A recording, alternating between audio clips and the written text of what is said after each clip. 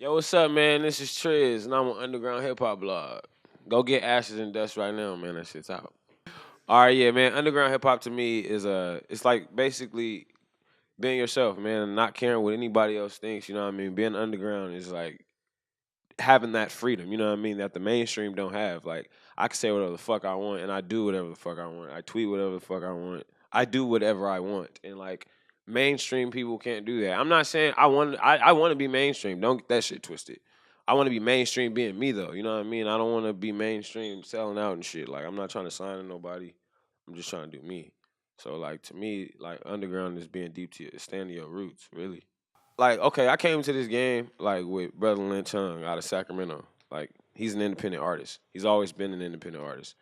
You know what I mean? And so I was like basically born into it. You know what I mean? Let's just say if I was a baby in the game, basically. You know what I mean? And like being around him and being around Strange Music when I met him while he was on Strange, so I got the opportunity to be around Tech Nine and shit like that. So like I always been around independent artists. I've never been around fake shit. Like I've always been around real shit. Like I've always been around like, yo, this is how you need to do it. And if you don't do it this way, then they gonna fuck you. Period. You know what I mean? Like I've always learned that. You know what I mean? My big homie always tell me, like going back to Lynch, he's just always telling me, you always want to keep your own material. You don't want nobody to try to change your shit up, and that's why he signed to Strange. You know what I mean? Like, cause Strange give you that opportunity to do whatever the fuck you want to do. I use them as an example because they are the label that gave me like the major platform on an underground on an underground label. They took me on my first tour. Well, I got a lot of shit coming up, man. I just dropped Ashes and Dust, which is out now.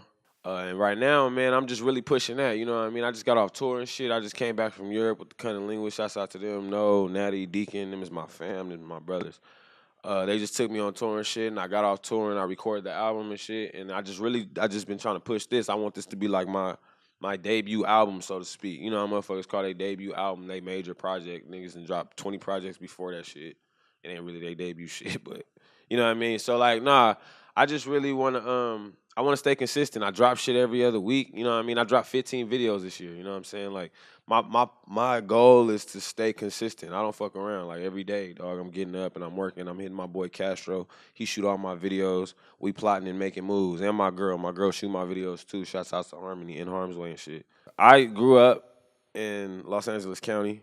I was in Norwalk, California. For those that don't know, and for those that don't know, that's like 15 minutes from Compton. I'm from Compton too. I was back and forth. My mom's and my folks is all from Compton, so like I grew up basically in my grandma's house. That's where I had all my fights and shit. You know what I mean? But I moved to like 15 minutes down fucking fire or fucking Rosecrans to, get away from so called bullshit. But anyway, I wrote my first rap in Norwalk, man, in these apartments. And with my boy, like my boy Demontre, that's my best friend. And I remember like it was yesterday, dog. We wrote to the an Aaliyah instrumental. I think it's called Burn or some shit. I forgot. It was on a sampler disc, but it was just that single. And then remember back in the day when you got a sampler disc of the new single would come with the acapella instrumental and the actual song. Yeah, nigga, we had like 10 of those. Like we had the Aaliyah joint, we had fucking the Chronic. Oh my god, I rapped to like all the Chronic beats too at like 9 and 10 years old. But yeah, that was my first shit. I wrote to an Aaliyah beat, and then it came out so far. Like when you had to record back when I was recording, like at 9 years old. This is look, I'm not taking niggas back. Like this how long I've been rapping. Okay, we used to have to like you take the tape, you grab two pieces of tissue or whatever, and if the shits are missing, like if there used to be these caps over the tapes that you used to have to like put shit in them if they were missing, and then my dad taught me to stuff them with tissue, and then you put the tape in there and you press down on the play, and I think the record button, and that was the record and shit, man. You could record vocals and shit, so me and my homie would just sit over the radio over the boombox and we would just spit. And this was like fucking out how old was I? I was 9, so that was like 2001 and shit. So, you know what I mean? That's when I wrote my first rap. I was 9 years old and I knew I was like, yo, this is what the fuck I want to do. Basically, first of all, let's talk about the new school. The new school, I have nothing against them. I think it's dope. I think it's dope. What I think is dope is that they have their own culture. I'm not gonna rag on somebody's shit because they got money. They got more money than I do. I don't do that shit. I know how to make money, so I don't have to hate on another dude getting money. That shit is corny. So, but what I will say is they do have to pay respect. You know what I mean? I see a lot of young niggas disrespecting the OGs and shit. I'm not fucking with that because I came in the game with a lot of OGs. The OGs put me on. You feel me? Like that's where it becomes a problem. Like I don't give a fuck about any of that shit. You don't listen to it or none of that shit, and they done went out of style and they not making money no more. That's fine and dandy. You ain't got to bump that shit. I don't give a fuck if you don't ever listen to Snoop. I don't give a fuck if you don't ever listen to Rakim or Dre. I don't give a fuck if you don't ever listen to it, but just understand where that shit came from. Period. I'm not gonna ever disrespect the forefathers of this shit ever. Cause I know how that shit's gonna be in 20 years when I'm a forefather and nigga I'm laid up with my wife and we drinking whiskey and I'm smoking a cigar and I'm scrolling on whatever new fucking social media there is and they talking shit about me. I'm gonna be hurt. You know what I mean? I don't want no new school cat talking about me. I want them motherfuckers to be calling me like, yo, Trizz, we need a verse. You know what I mean? I'm not a hating ass motherfucker, but it's just a thin line that these motherfuckers are crossing. Below system actually is one person and he's amazing. He's my boy Dennis, and he's all of 26 years old, and he runs an amazing business. And yeah, he it's a distribution label. He does an amazing job, and I actually linked up with him through Chewy, basically, because Chewy was working with him at first, and Chewy, like I said, Chewy's my bro. That's my fam. So we were working on the AMB2 album, and Chewy was on tour getting dough. And he FaceTimed me and he was like, yo, nigga, the Below System want to put out MB2. And I was like, shit, let's do it. And then shit, like, Chewy got off tour. When he got off tour, we was in the studio for like, man, we were in the studio. We recorded MB2 maybe for like 2 weeks. We had like maybe like a half pound of weed coming through.